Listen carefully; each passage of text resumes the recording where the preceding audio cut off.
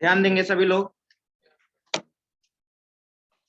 तो और एक चीज और अनाउंसमेंट करना था कि मंथली असेसमेंट जो क्विज होगा, ठीक है, अब हम लोग क्योंकि 31 को हो सकता है कि स्ट्रेंथ कम हो बैच का ना, और इसलिए अब इसको हम लोग जनवरी में ही लेंगे।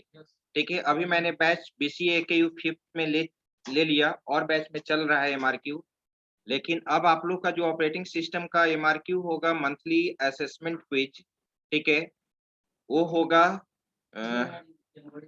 नहीं जनवरी में ही, लेकिन 3 को अनाउंसमेंट है खुलने का कॉलेज की, 2 को मैसेज आया, 3 को ना,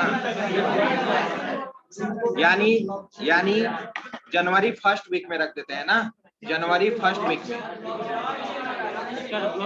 अच्छा हाँ, देखो याद नहीं था, मतलब उसके बाद ही तब होगा, उसके बाद ही होगा। नहीं 14 जनवरी बात नहीं। चलिए तो ध्यान दो। सर मार्क्यू क्या होता है? ये मार्क्यू बता देते हैं क्या होता है।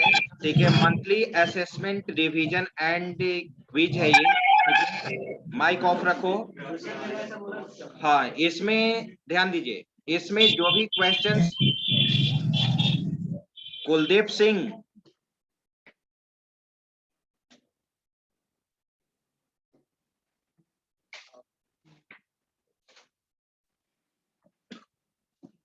तो ध्यान दीजिए, एमआरक्यू क्या होता है, monthly assessment and revision quiz इसका फुल फॉर्म होता है।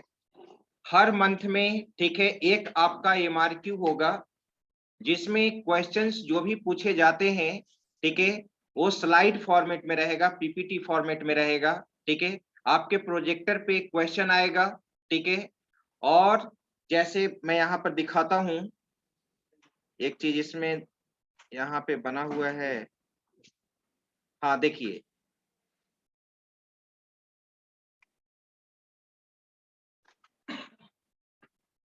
ये VB.NET का है, BCA KU 5th सेमेस्टर का। अगर मैं यहाँ पे,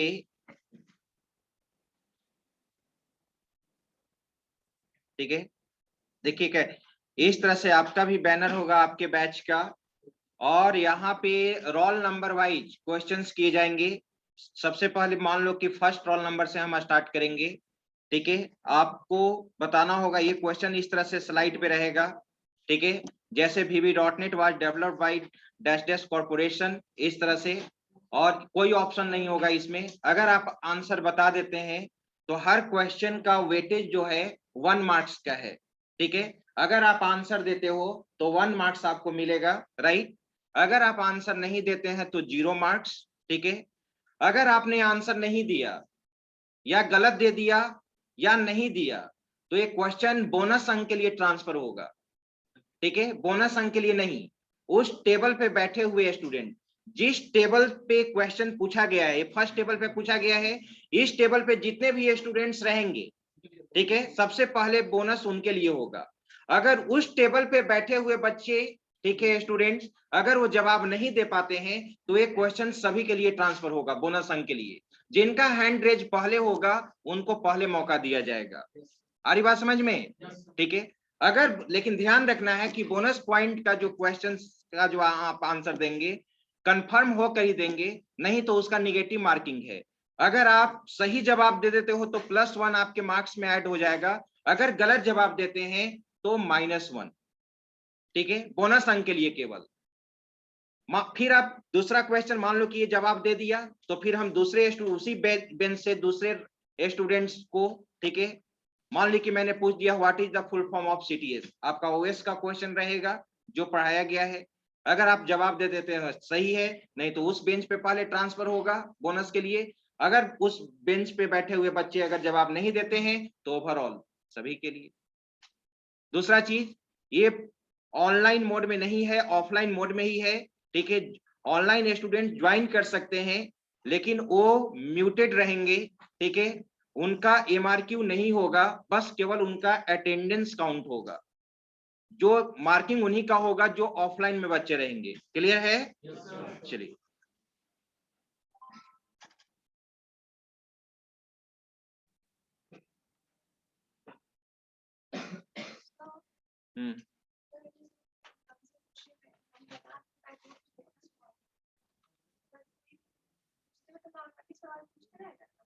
हाँ हाँ, वो तो क्वेश्चन जो है वो सभी के लिए होगा ही। मान ली कि आप बोनस में आपने आंसर बता दिया, तो आपका जो जो आएगा शिफ्ट जिसमें आपका वो पर्सनल क्वेश्चन होगा, वो तो हर स्टूडेंट से पूछा जाएगा।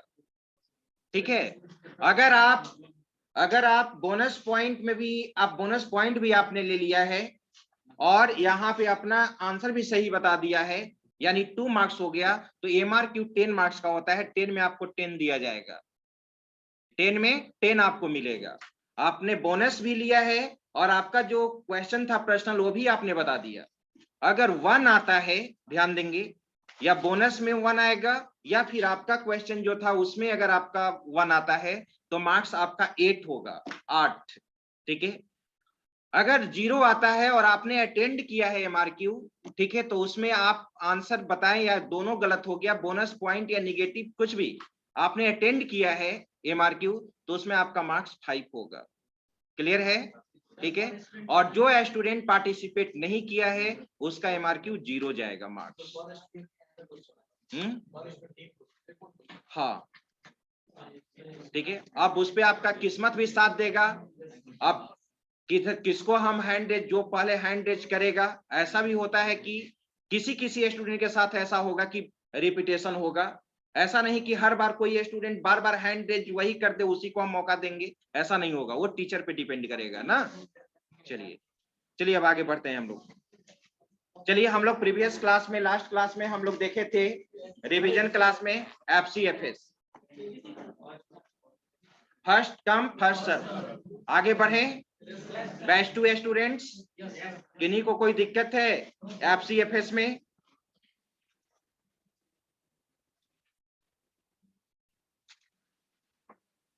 FCFS में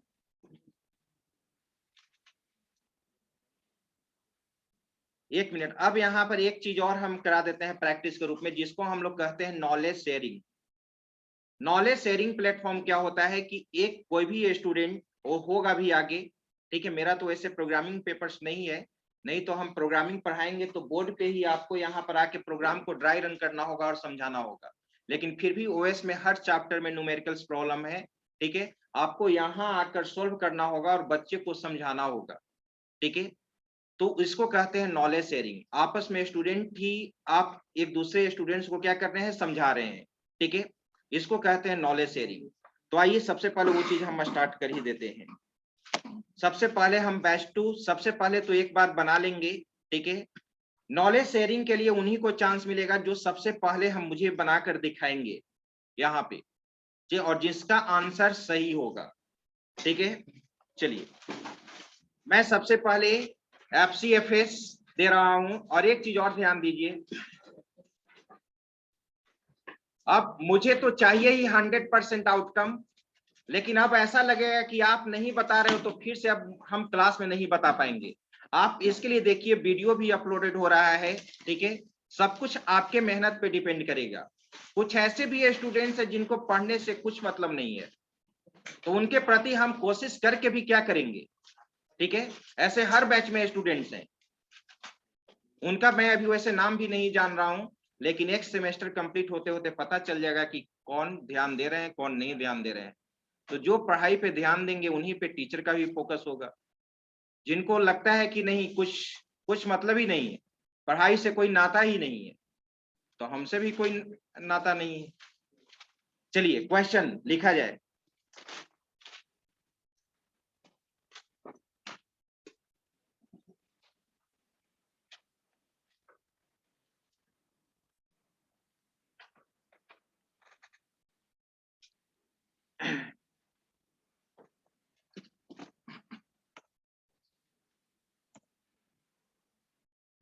find turn around time, waiting time, average waiting time,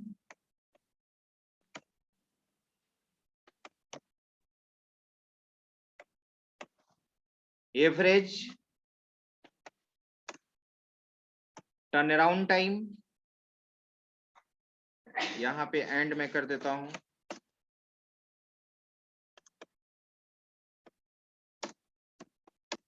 for given process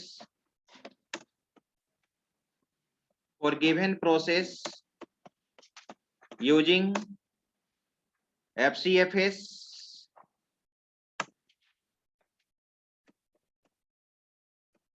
process जो है हमारा P1 है, P2 है, P3 है,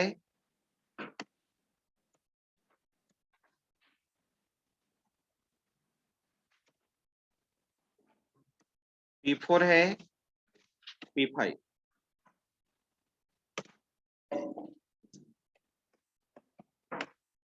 अराइवल टाइम है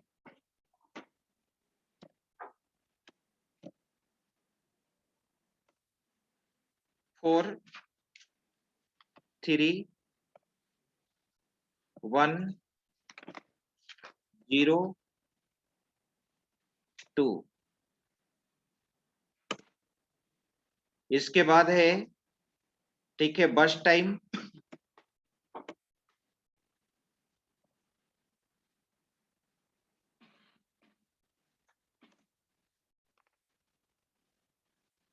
5 10 3 1 2। चलिए बनाइए।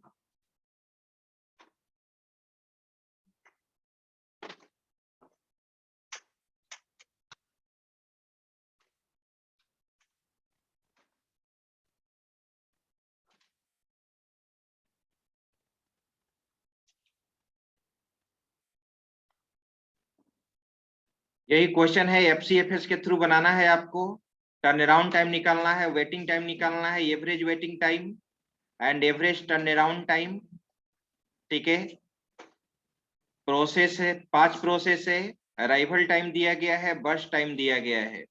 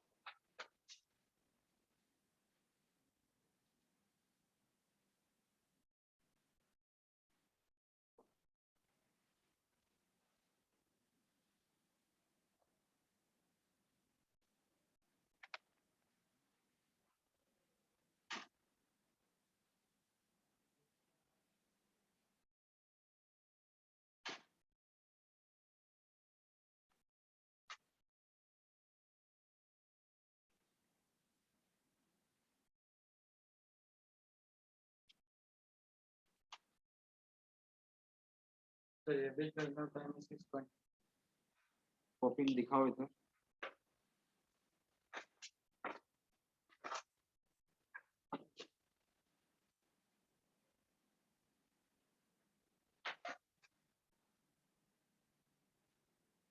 ठीक है, और लोग को बनाने दीजिए।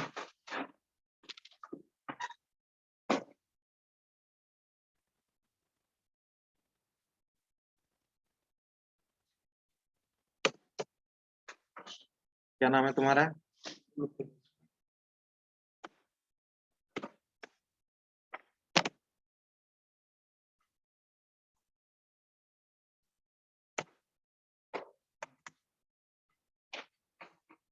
हाँ, दिखाइए, यहाँ आइए।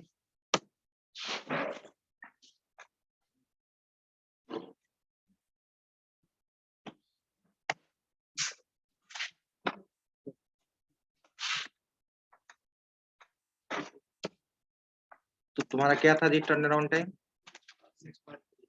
6.3। वेटिंग 2.8।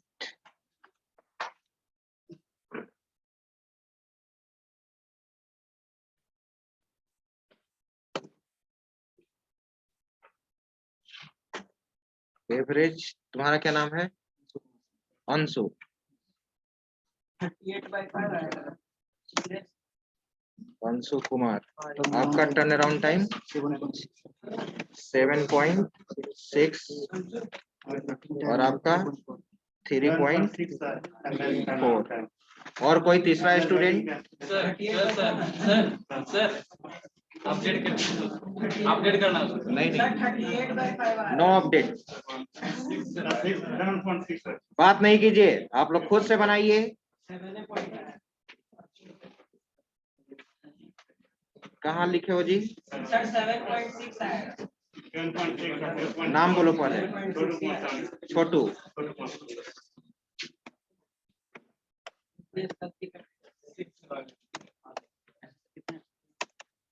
टर्न अराउंड टाइम क्या है तुम्हारा? 3 पॉइंट सही है सर, 7.6 आया। ये 7.6।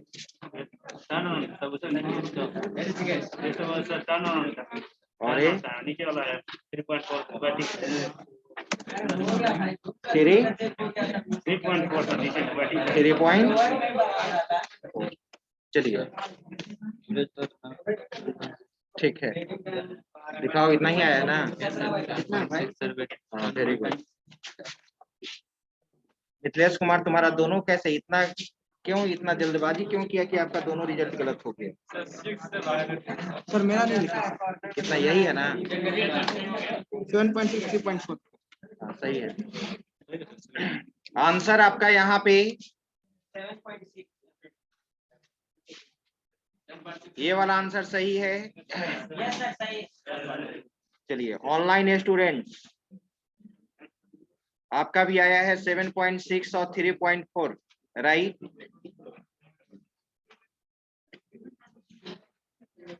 बैच 2 का स्टूडेंट्स कोई बनाकर दिखाए हैं? कितना, यही आया? Very good. 7.6 और 3.4 नहीं बना। चलिए, अब ध्यान दीजिए आप यहाँ पे, ठीक है? अब यहाँ पे जिससे नहीं बना वो स्टूडेंट ही यहाँ पर आकर समझाएगा, ठीक है? लेकिन यहाँ पे बोर्ड पे आने का मतलब है कि थोड़ा सा विजिबिलिटी होना चाहिए, लिखने का जो मोड होना चाहिए वो छोटा नहीं, ताकि पीछे में भी बच्चे लोग को दिखाई दे, ठीक है? वो चीज होना चाहिए। तो कौन आकर बनाएंगे? चलो, पहले मिथिलेश कुमार, तुम तो बनाए हो, लेकिन गलत आंसर है, आपको फर्स्ट टाइम आपको मौका नहीं दिया जाएगा। अंशु कुमार, ठीक है, राइटिंग आपका सही है, मतलब छोटा छोटा नहीं ना लिखते हो मेरे जैसा? हम सर लिखेंगे सर, हम लिख देंगे सर। अच्छा चलो, हमको दीजिए। तुम्हारा आंसर यही आया है, आ जाइए। हम भी लिख देंगे सर। लो मार कर लो, रुक जाओ। तब यहाँ पे इसको अब हटा देते हैं।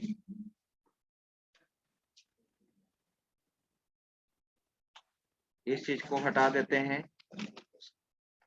यहाँ पर आने का मतलब है कि बोलना है, वैसे नहीं, जिस तरह से हम समझाएंगे उस तरह से आपको यहाँ समझाना है, वैसे नहीं, क्योंकि इसका रिकॉर्डिंग होगा। FCFS का क्राइटेरिया सुनो ध्यान से। मिनिमम अराइवल टाइम, तो इसका हम लोग देखेंगे सबसे पहले कि कौन प्रोसेस और आया एक चीज और ध्यान देना है आपको, जब भी आप लिखे, अब यहाँ से गैंट चार्ट बनाना स्टार्ट करो, ठीक है? और जब भी हो तो आप यहाँ से ऐसे समझाएंगे ना, ताकि ये पूरा विजिबिलिटी क्लियर हो, आप बीच में आकर ऐसे नहीं ना, ठीक है? चलिए,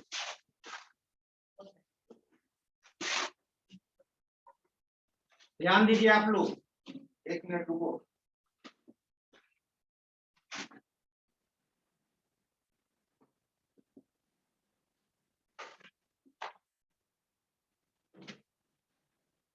कोई भी प्रोसेस शुरू होता है 0 से, तो 0 पे हम लोग देखेंगे कि कौन सा प्रोसेस पहले अराइव किया है। तो P4 आया हमारा, P4 का बर्स्ट टाइम कितना है, तो 1। फिर उसके बाद हम लोग देखेंगे कि रेडी क्यू में कौन कौन आया है, तो रेडी जहाँ कुछ प्रॉब्लम होगा आप इमीडिएटली पूछिएगा, क्वेश्चन रेज कीजिएगा, जैसे मुझसे आप क्वेश्चन रेज करते हैं। तो रेडी क्यू में हम लोग देखें कि हमारा P3 भी आया हुआ है, मतलब सारा प्रोसेस हमारा P3, P2, P1, P5 सब रेडी हो चुका है। सॉरी। उसके बाद हम लोग देखेंगे मिनिमम अराइवल टाइम, इसका क्राइटेरिया होता है, तो हम लोग देखेंगे कि अगला प्रोसेस कौन आया है। तो 1 आया है P3 हम लोग लिखेंगे, P3 का बर्स्ट टाइम कितना है 3, और इसमें हम लोग 1 ऐड करेंगे तो 4। फिर उसके बाद हम लोग देखेंगे कि मिनिमम अराइवल टाइम के अनुसार कि कौन आया, तो P5, क्योंकि P5 का 2 है अराइवल टाइम, तो हम लोग P5 लिखेंगे और उसमें 2 प्लस ऐड करेंगे इसका बर्स्ट टाइम, तो 6। फिर उसके बाद 2 के बाद देखेंगे 3 आया P2 का बर्स्ट टाइम है 10, तो 6 प्लस 10 16, एंड फिर उसके बाद P1 आया, P1 का 4 है, तो इसका बर्स्ट टाइम 5 है, तो 16 प्लस 5 21। सही है। चलिए अब दूसरे स्टूडेंट को हम मौका देते हैं। गैंट चार्ट सही है? Yes sir. वेरी गुड, बैठो।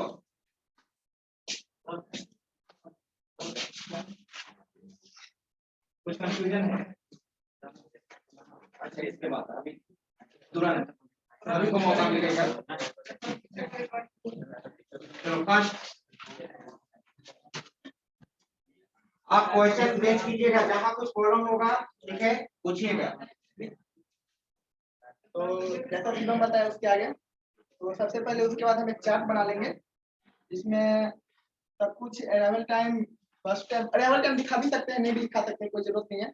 उसके बाद फिर हम यहाँ पे दिखा देते हैं। तो सबसे पहले हम यहाँ पे अराइवल टाइम ले लेंगे, उसके बाद फिर फर्स्ट टाइम लिख लेंगे, उसके बाद कंप्लीशन टाइम डाल देंगे। नहीं दिखता वेरी गुड। फर्स्ट टाइम मतलब जैसे कि सर ने बताया था, जो बैंक में हम जाते हैं, मतलब कब वो सीपीयू के पास एग्जीक्यूट होने के लिए चला गया, वही होता है।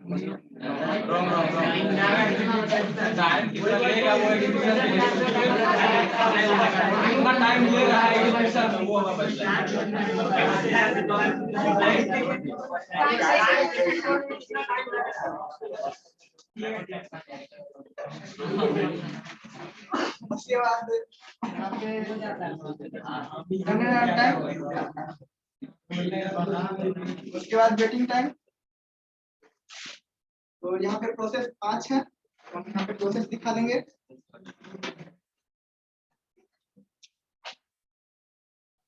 दिख रहा है? और यहाँ पे अराइवल टाइम दिखा देंगे। तो अराइवल टाइम यहाँ पे किसका, P1 का 4 है, P2 का 3 है, P3 का 1 है, और P4 का 0 है, और P5 का 2 है। तो और यहाँ पे बस टाइम दिया हुआ है, तो बस टाइम यहाँ पे दिखा देंगे 5 10 3 1 2। तो ये जो है, जैसे कि हम यहाँ पे गैंट चार्ट बनाए हैं, तो 0 1 4 ये क्या दर्शाता है, फिर लास्ट में ये जो है 0 ये 1, जो कि वहाँ पे वो कंप्लीशन टाइम को दर्शाता है। जैसे 1 है तो यहाँ पे P4 कब एग्जीक्यूट किया, P1 1 पे, P3 कब एग्जीक्यूट किया 4 पे, उसी प्रकार P4 P2 P1 ऐसे ही है। तो यहाँ पे हम डाल देंगे कंप्लीशन टाइम। तो P1 का कितना है 21, P1 का 21, P2 का 16, P3 का 4, P1 P2 का P4 का 1, P5 का 6। कंप्लीशन टाइम फाइंड आउट हो चुका है, राइट? अब इसके बाद दूसरे स्टूडेंट को मौका दिया जाए। चलो बैठो अब।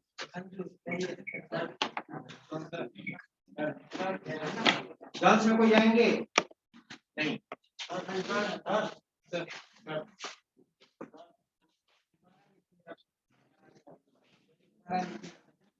अब यहाँ पे टर्न अराउंड टाइम और वेटिंग टाइम कैलकुलेट करना है। टर्न अराउंड टाइम का फॉर्मूला आता है T minus 80 completion time minus arrival time, ठीक है। अब माइनस करते जाएंगे 21 माइनस 4 17 11 माइनस 3 16 माइनस 3 16 लिखा है 16 है और 16 है जो 16 माइनस 16 है 16 तो सही कर दीजिए। 16 माइनस 3 हो जाएगा 13 माइनस 3 माइनस 1 3 1 माइनस 0 1 और 6 माइनस 2 ठीक है। वेटिंग टाइम मतलब होता है turn around time minus weight time, ठीक है। टर्न 17 माइनस 5 हो जाएगा 12 30 माइनस 3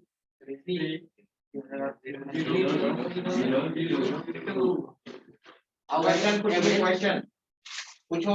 टर्न टाइम क्या होता है?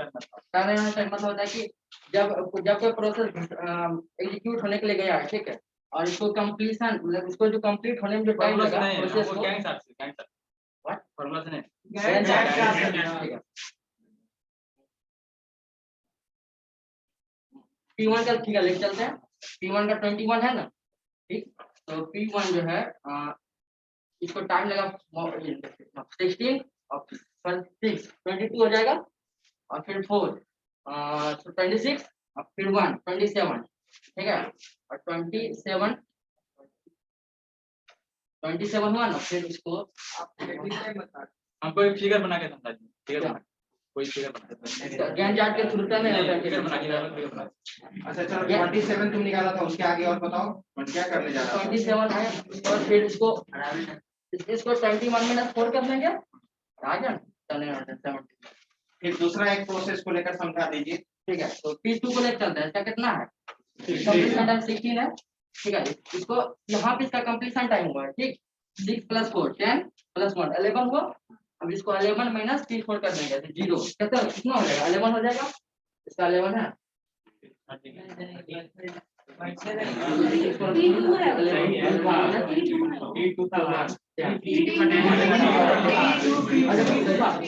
सॉरी फिर 10 आ जाएगा इधर वाला कितना हुआ था 16 11 हुआ 10 बना के सही सही समझ गए।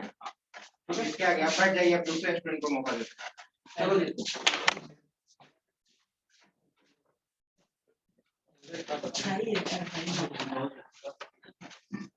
एवरेज टर्न अराउंड निकालना है। एवरेज टर्न अराउंड का फॉर्मूला होता है जो प्रोसेस दिया है average turn around total 17 13 lottery बोलिए कि यहाँ पर थोड़ा सा सही सभी को सुनाई भी दे और रिकॉर्डिंग भी सही हो। एवरेज टर्न अराउंड निकालने के लिए पूरा टर्न अराउंड का कैलकुलेशन करेंगे 17 + 13 + 3 + 1 + 4 और जितना प्रोसेस रहेगा नंबर ऑफ प्रोसेस से डिवाइड करना। तो प्रोसेस ऑफ नंबर है मेरे टोटल पूरा 5 और इसका कैलकुलेशन 38 by 5 7.66 यूनिट ये हो गया एवरेज टर्न अराउंड। उसके बाद एवरेज वेटिंग टाइम निकालने के लिए मेरे पास formula average waiting time. Average waiting time को पूरा कैलकुलेशन करेंगे।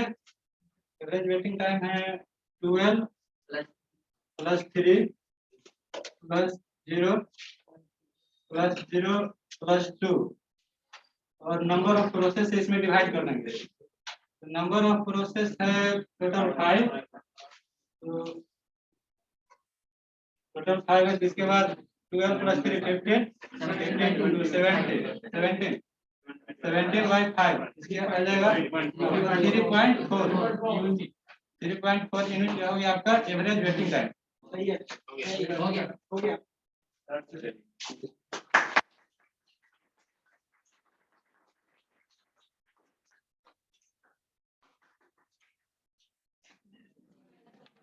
अब इसमें ध्यान दीजिए जो भी यहाँ पर, अब ऐसा नहीं कि अब यहाँ पर सभी कोई एक तरह से आप परिचित है, अपने हैं। अब यहाँ पर ऐसा नहीं कि कोई क्वेश्चन को जानते हुए भी आप यहाँ पर आके स्टार्टिंग में इसी हेजिटेशन को आपको क्या करना है, समाप्त करना है ना, ठीक है।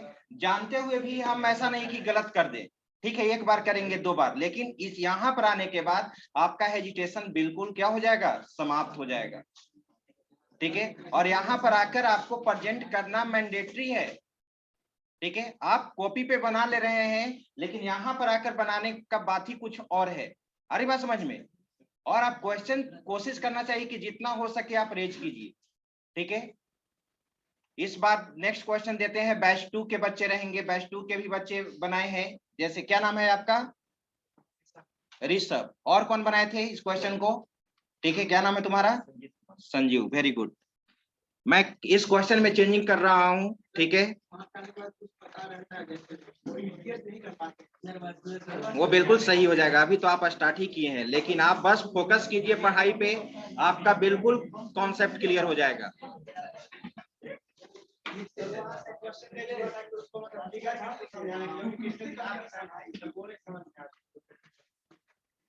अच्छा ठीक है, हम फिर इसको कंप्लीट करने के बाद, ठीक है, हम फिर बता देंगे आपको। सर बेस्ट टाइम और कंप्लीशन टाइम जो है सर, दोनों में कंफ्यूजन बस है कि स्टार्टिंग कब होता है बस टाइम और सीधी मतलब कंप्लीट। देखो बस टाइम कहने का ध्यान दीजिए, ध्यान दीजिए। बस टाइम को मैंने प्रीवियस क्लास में मैंने बताया था, बस टाइम या एग्जीक्यूशन टाइम या प्रोसेसिंग टाइम या सीपीयू टाइम। प्रोसेस सीपीयू के पास जितने समय तक रहेगा, ठीक है, प्रोसेस सीपीयू के पास जितने समय तक रहेगा, ठीक है, वही क्या कहलाता है, सीपीयू टाइम कहलाता है। जैसे किसी भी प्रोसेस को एग्जीक्यूट करने में कितना समय लग रहा है, किसी प्रोसेस को एग्जीक्यूट करने में, जैसे मान लो कि प्रोसेसिंग टाइम, मैंने एग्जांपल बहुत सारा एग्जांपल दिया था पहले, प्रीवियस क्लास में ही मैंने बताया था कि अगर मान लो, ठीक है, कि आपको यहां से बोरिंग रोड में अगर आपका, ठीक है, घर है, वहां पे पहुंचने में अगर आपको 5 मिनट समय लगता है तो 5 मिनट समय लगेगा। 5 मिनट आपको डिस्टेंस तय 5 मिनट आपको डिस्टेंस तय करना है, ठीक है। मान लो कि हेल्थ के लिए डॉक्टर बोलता है कि 35 मिनट्स आपको वॉक करना है, तो 35 मिनट्स करना है। तो उसी तरह से किसी भी प्रोसेस का जो एग्जीक्यूशन टाइम दिया हुआ है, वो सीपीयू जो भी एग्जीक्यूशन टाइम दिया हुआ है 10 सेकेंड दिया हुआ है, तो सीपीयू के पास जब तक वो 10 सेकेंड तक नहीं रहेगा तब तक वो कंप्लीट एग्जीक्यूट नहीं करेगा। यानी कोई भी प्रोसेस सीपीयू के पास जितने समय तक रहता है कंप्लीट एग्जीक्यूट करने के लिए सीपीयू के पास, वही वो क्या कहलाता है, एग्जीक्यूशन टाइम या प्रोसेसिंग टाइम या बर्स्ट टाइम। अरे बात समझ में। और कंप्लीशन टाइम क्या होता है कि प्रोसेस को जो एग्जीक्यूशन टाइम दिया गया है, उस एग्जीक्यूशन टाइम को कंप्लीट करने में उसको कितना समय लगा। हो सकता है कि वो रेडी क्यू में चला गया हो और वहां पे दूसरा प्रोसेस क्या हो रहा है, एग्जीक्यूट कर रहा है, तो उसके लिए वेट करेगा ना। तो वो भी कंप्लीशन टाइम कहने का मतलब कि किसी भी प्रोसेस को एग्जीक्यूट करने में कितना समय लगा, किसी भी प्रोसेस को एग्जीक्यूट करने में कितना समय लगा। मैंने बोला था कि बैंक में आपको पैसा जमा करने के लिए, ट्रांजैक्शन फिनिश करने के लिए टोटल समय कितना लगा, कब से काउंट होगा, जब आप बैंक में पहुंचिएगा। जैसे ही बैंक में आप इंटर कर गए, आप कब आपका ट्रांजैक्शन वहां पे कंप्लीट हुआ, उसी टाइम इंटरवल को हम लोग क्या कहेंगे, कंप्लीशन टाइम कहेंगे, ठीक है। और टर्न अराउंड टाइम के बारे में मैंने क्या बताया था, टर्न अराउंड टाइम के बारे में मैंने यही बताया था कि जिस समय आप, ठीक है, जैसे कहने का मतलब कि जिस समय आपने बैंक में पहुंचा, जिस समय, ठीक है, बैंक में पहुंचा, और मैं जिस समय बैंक में पहुंचा, तो बैंक में आप पहुंच गए, ठीक है। अब वहां से समय आपका क्या हो गया, स्टार्ट हो गया, समय आपका क्या हो गया, स्टार्ट हो गया। और किस समय ट्रांजैक्शन फाइनल हुआ, मान ली कि बैंक में आप 2 बजे पहुंचते हो और 3 बजे आपका कंप्लीट फाइनल हुआ, तो दोनों का जो इंटरवल है माइनस करो, क्या माइनस करेंगे, किस समय आपका प्रोसेस कंप्लीट हुआ, 3 बजे ना, और कितने बजे बैंक में गए थे, 2 बजे, तो 3 - 2 तो 1, वो टर्न अराउंड टाइम हुआ। आ रही बात समझ में, ठीक है। और अराइवल टाइम यानी कितने बजे आप बैंक में पहुंचे, that is called arrival time. वही चीज यहाँ पे एक्सप्लेन करना है। टर्न अराउंड टाइम में टर्न अराउंड टाइम तुम ऐसे सोच लो, ठीक है, हाँ बिल्कुल होगा, वेटिंग टाइम होगा ना जी, टर्न अराउंड टाइम में बिल्कुल इंक्लूड होगा। अब चलिए, और कोई था, एक था रिस्पॉन्स टाइम, एक क्या था, रिस्पॉन्स टाइम। रिस्पॉन्स टाइम अभी हम लोग इसमें नहीं देखे हैं, लेकिन रिस्पॉन्स टाइम क्या होता है, सिंपल देखिए, ये तो जानते हो कि किसी भी प्रोसेस का रिस्पॉन्स टाइम फास्ट होना चाहिए। आप चाहिएगा ना कि हमारा वर्क या ट्रांजेक्शन जल्दी से जल्दी परफॉर्म हो, ठीक है, तो रिस्पॉन्स टाइम फास्ट होना चाहिए। अगर आपसे हम क्वेश्चन पूछे या बोर्ड यहाँ पर जो प्रेजेंट कर रहे थे, जो आपको समझा रहे थे, आप जो क्वेश्चन रेज किए, आप चाहिएगा ना कि जल्दी से वो जवाब दें, ठीक है, तो रिस्पॉन्स क्या होना चाहिए, फास्ट। वो आपको भी लगेगा कि हम जल्दी से बताएं, डिले नहीं करें, ठीक है, तो रिस्पॉन्स टाइम फास्ट होना चाहिए। और रिस्पॉन्स टाइम मैंने पहले कैलकुलेट करने के लिए बताया भी था, अभी भी मैं बताऊंगा, ठीक है, या बहुत सारे स्टूडेंट्स को याद भी होगा रिस्पॉन्स टाइम क्या होता था। रिस्पॉन्स टाइम का फॉर्मूला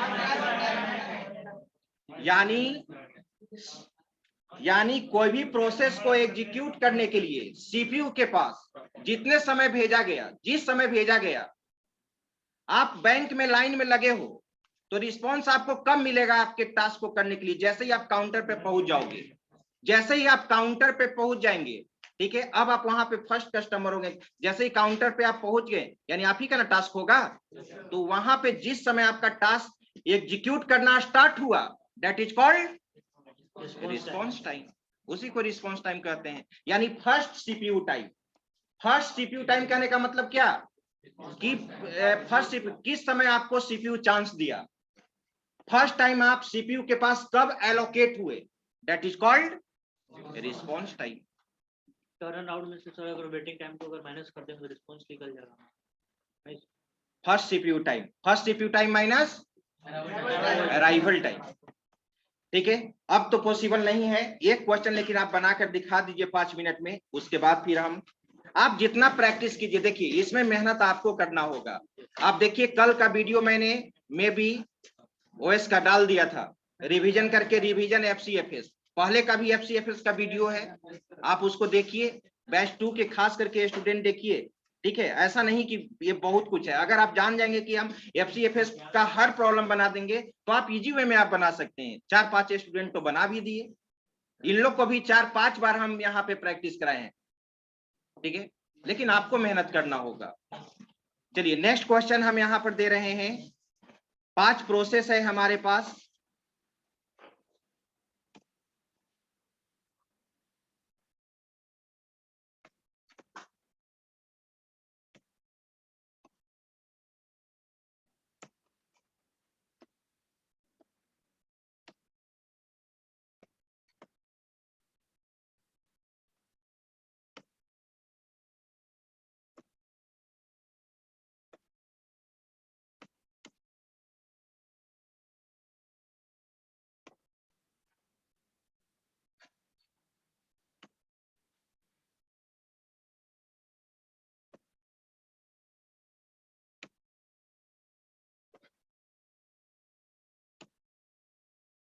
चलिए बनाया जाए।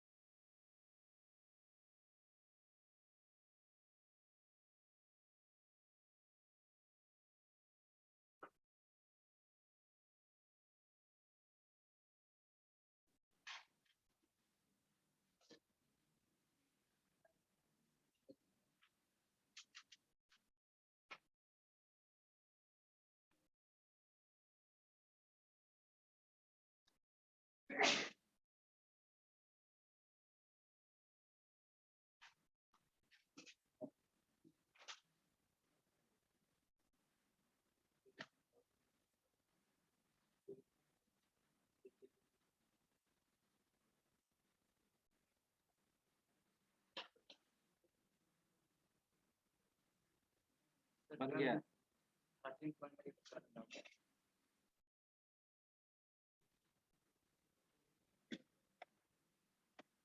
एवरेज टर्न अराउंड टाइम बताओ मिथिलेश, कितना?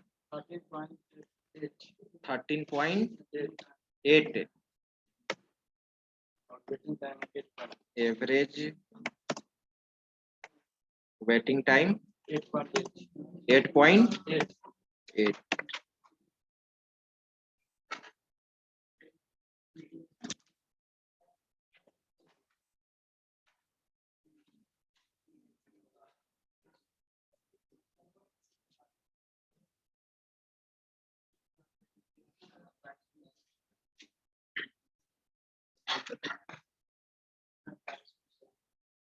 ऑनलाइन स्टूडेंट्स अर्पित कुमार, आपका आ रहा है टर्न अराउंड टाइम 7।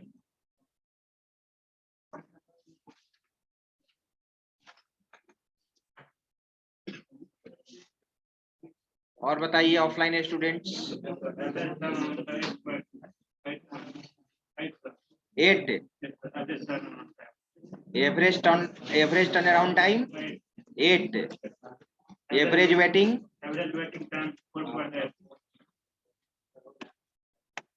अभी तक क्या आंसर डिफरेंट आ रहा है? कौन? हाँ बोलिए। 13.8 8.8।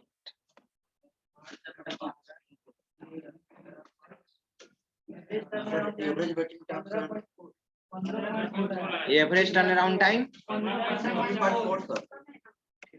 4 sir. Waiting time sir 8.4 sir.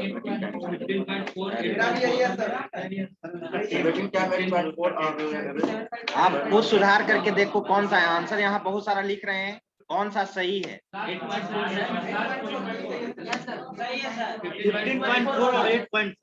15.4 इस बार बन गया। देखिए कोशिश कीजिएगा तब ना। अब यही है, हर प्रॉब्लम को हम ही खुद बना दें और आप लोग कोशिश नहीं करिए। पिछला बार आपसे नहीं बना, इस बार आपने बिल्कुल बनाकर दिखा दिया। प्रैक्टिस करने का चीज है। और आपस में शेयर कीजिए, आपस में पढ़िए, आपस में ग्रुप डिस्कशन कीजिए। बैच 2 स्टूडेंट्स बन गया। लास्ट वाला आंसर सही है, वेरी गुड। गर्ल्स में बताइए, नहीं बना? देखिए कहाँ पे प्रॉब्लम हो रहा है। नेक्स्ट क्लास में फिर हम लोग नॉलेज शेयरिंग ही करेंगे। हाँ अटेंडेंस बनाएंगे। ऑनलाइन स्टूडेंट्स का देख लेते हैं। नहीं बना देंगे।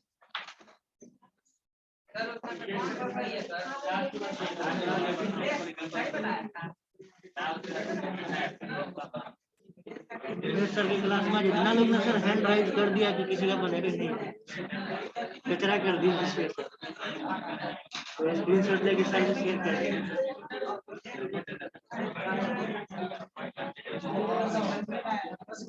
चलिए अब अटेंडेंस बनाएंगे।